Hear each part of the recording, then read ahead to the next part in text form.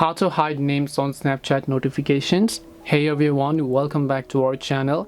In this video we are going to learn how we can hide names on Snapchat notifications, so make sure to watch the video till the very end. So if you want to hide names on Snapchat notifications, let's say that whenever maybe someone sends you a snap, you basically receive their name and maybe someone is using their phone and then you don't want to let them know that this person sent you a snap, hence that could be the reason why you want to hide their name. Well, you can actually do this process, but Snapchat directly doesn't allow you to go ahead and hide someone's name.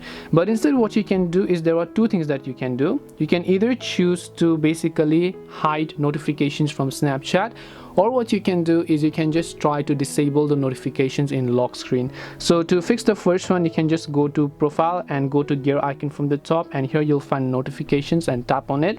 Right here you can just make sure to disable any sort of notifications that you've received, such as it could be friend suggestion or maybe a Snapchat suggestion or whatever else.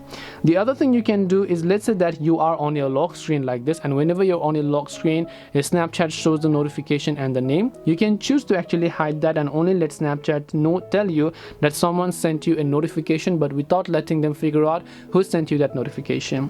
For this, you can try to open the settings application on your smartphone, no matter whichever smartphone you're using, and you can go to notifications, go to lock screen notifications, and here you can see hide content. You can select hide content, and then Snapchat will only let you know that you received a notification when you are on your lock screen, but it doesn't give you the name of that person. So this way you can just go ahead and then try to hide names on Snapchat notifications. Hope this video was helpful. If you have got any questions, then feel free to leave them down below. Thank you very much for watching till the end of the tutorial, and see you soon in the next video.